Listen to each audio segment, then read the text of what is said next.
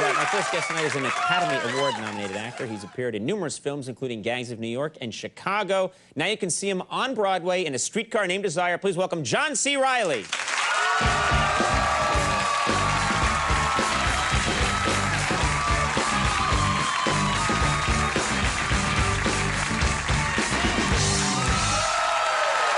You're in high def, spread out. Yeah.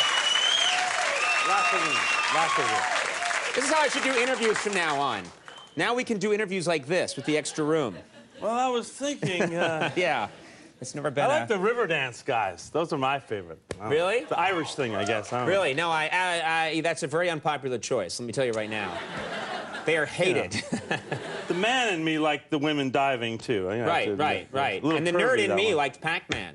So I think we're all happy. That's the important thing. Well, thanks for being here. Yeah, it's good to be here. You're actually here in New York. You're living here now because you're on Broadway. Yeah, we're doing A Streetcar Named Desire. Yeah, which is probably, that must be a dream for many actors to be in A Streetcar Named Desire on Broadway in New York City. It's gotta be very cool. Living on the Upper West Side, got a nice apartment up there. How do you like the Upper West Side? That's where I hang out. You like it there? It's great. I get to go in the park every single day. You know, I wander around the lake and head past strawberry fields there on my way home. And it's funny because I was walking, you know, there was all these tourists in the park all the time, and I was coming home the other day and realized I blew the perfect opportunity. This French family came up to me and they said, "Pardon me, monsieur, can you tell me where is these strawberry fields?" And I was like, well, yeah, it's over there. And I was actually on my way home that way, and as they headed toward it, I realized you just blew the perfect opportunity. I could have said, "Let me take you down, because I'm going to strawberry fields." When am I going to get that chance again, you know? Or I could have even started singing it. "Let me take you down."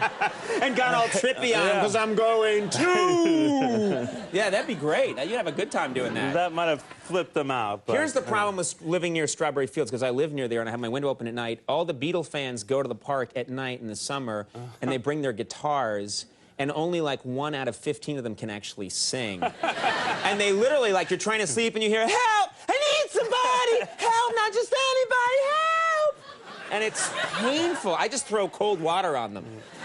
It's nice, though. It's nice to have that place where people meditating about peace all the time. It's an important time for that, I shouldn't be, yeah, you're right. I should be more respectful of them. No. I mean, the singing, whatever. But the peace. I like the peace part of it. But I do throw, like, shoes at them and everything. It's...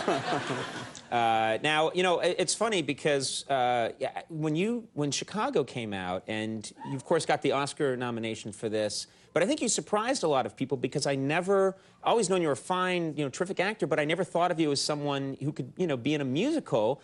And it got me thinking, was that something that you had done before? Had you done musicals? Actually, I grew up doing musicals in Chicago from the time I was about 8 years old because that's all anyone wanted to see in my neighborhood. There wasn't a big Shakespeare fan base in the south side of Chicago. But, yeah, so everyone wanted to see musicals, and it was funny. There's some pretty odd casting sometimes, though. Like, I went to a boys' Catholic high school, and, you know, all of us, like, most of us looked exactly like you, freckles, red hair, whatever. Right. And we were doing Fiddler on... I remember we did... What are you laughing at? That's a perfectly good look. People are like, yeah, I looked like Conan. But imagine a whole cast of guys looking like you doing Fiddler on the Roof. You know, guys do Fiddler on the Roof? Yeah. You can't, if you're a bunch of Irish Catholic kids can't do Fiddler on the Roof. Yeah, well, there's like a bunch of elderly Jewish guys that actually look like young Irish guys. It's kind of funny. But... Oh, Bigosh and Bigora. Yeah. That Jesus Christ Superstar, you know, we did all the big hits. Right, but that was good. It gave you the experience. And, did you try and, like, sort of use, like, when an Irish kid's playing Tevye and Fiddler on the Roof, does he try and give it a little Jewish spin, or do you didn't even try? Yeah, I don't know. It's funny. Yeah, I mean, you try, but... You do the best you can, but it doesn't really go anywhere. Yeah, that's very strange. You know, we were. Well, I think one of the favorite things I've seen you do is Magnolia, and in Magnolia, it's not nice to get. It is. It's nice to get applause breaks for your work like that. Whenever I mention something, the crowd is like, "I remember that. He was quite good." When I do that, a lot worse, I mention, like, remember the show I did February 3rd, you know, 1998, and there's just...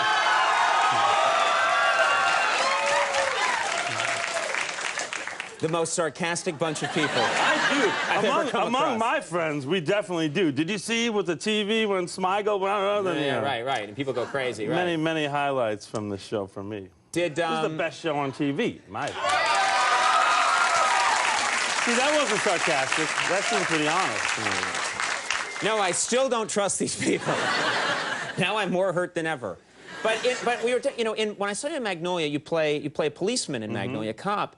I don't think there's ever been an actor who's better suited to play a cop than you, because you had this mustache and you just look like a cop when you're in a mustache. Has anyone ever told you that before? Yeah, well, I've played a few cops. Yeah, it's the only time I had the mustache. I remember I was actually on vacation around the same time as I was doing that movie, and I was driving this big RV, and I had the big crazy cop mustache and these blue blocker sunglasses, and I'm driving this RV, and we're racing to get home, and I was speeding. Right. And how fast are you going? Pretty fast for an RV, about 85. You know, you just on the 85? on the That's verge fast of for losing anything, yeah. control. You know. Right, right.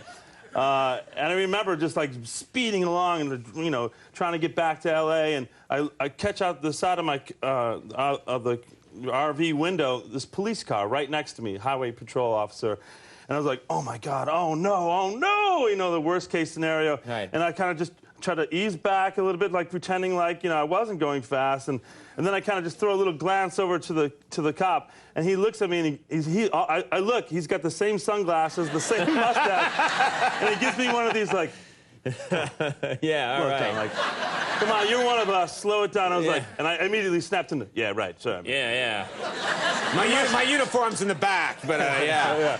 He must have just assumed I was a cop on vacation and, like, didn't even pull me over. So. I had one experience when I was first getting started out in comedy, and I couldn't get a job. I got a job as an extra in the background on like some TV show, and they just needed a policeman in the background, so I was just in a cop's uniform, and we were shooting on location. And I looked like I looked like a 15-year-old cop. But the uniform made me feel like a cop, and so they'd have these long lunch breaks, and I would wander off the set, and I would like tell people on the street to move it along and stuff. Yeah. Well, when Paul Anderson and I were joking around making we made like this videotape version of our own idea of Cops before Cops became the huge sensation that it was. And I remember we were just goofing around, just having fun, improvising, and we stopped to eat lunch. And I was eating lunch, and this huge altercation broke out with this homeless guy and the guy who owned the pita stand. And there was this huge fight, and the garbage can got knocked over, and like it was this old man arguing with the guy. And finally someone said, arrest him! Arrest him! to me, and I forgot, like, I'm in this full LAPD uniform. Yeah. And I was like, it's a costume! I'm not! It was the most impotent moment of my whole life, I think. Were you actually there and dressed as a policeman, like, someone do something? Yeah, and I was like, stop! I had no gun, like... Now, is your you have a new movie that's coming out soon, Dark Water. Dark Water, and this is your first. Is this your first sort of horror movie? Your first scary movie that you've done? The first intentionally scary movie I've done. Yeah. Some movies I've done turn out to be scary for other reasons, but. Right. No, yeah, this it stars Jennifer Connelly. It's a remake of a Japanese film called Dark Water. Sure. By the guys that did The Ring. It's another one of those be cool. type. And it takes place here in New York on Roosevelt Island, and I play this sort of ethically challenged real estate broker. So sort of that's redundant, actually. Yeah. An amalgamation of many people I've come across through my life. It's kind of like Rosemary's Baby a little bit, without the Satanists. Right. If that makes any sense. Okay, now I'm completely confused. Well, you remember, like, Rosemary's Baby was about the relationships of this, the husband and wife, and this creepy apartment and all that. So there's a lot of these people that that worship Satan, right? So it's without that part. Exactly. All right. Without the, horned baby, but there's other really scary stuff. And I just saw it, actually, for the first time right before I came here. What's it? Did you like it? Are you able to enjoy yourself on camera? Honestly, the first time I watched myself in a movie, I end up getting a splitting headache, which I kind of have right now, actually, but... A lot of our guests get that on the program, yeah. It's not because of the show. It's from watching your own work, and you're staring so intently at yourself for 2 hours, and then it's over, and you're like, why is my head killing me? But it seems like it's sort of a scrapbook of your life out of order. Right, you shoot things out of order when you make a movie, so when they put it all together, you're like, wait, that was my last day of work, and it's at the beginning of the movie. Right. So watching yourself gives you a headache, because I have the complete opposite reaction. When I watch myself on TV, I'm like, so pleasing. My wife sometimes comes into the room and I'm petting the screen. Pretty Conan, pretty. That's another idea for the high def things. A couple more Conans on the side. Yeah, that would be in the toilet in no time. Well, A Streetcar Named Desire is at Studio 54. Yeah. Right here in New York City. And it's a great revival of a perfect American play. I mean, in my opinion, the greatest play written in the 20th century in America. So if you get a chance to check it out, I'm really proud of it. I play Stanley Kowalski.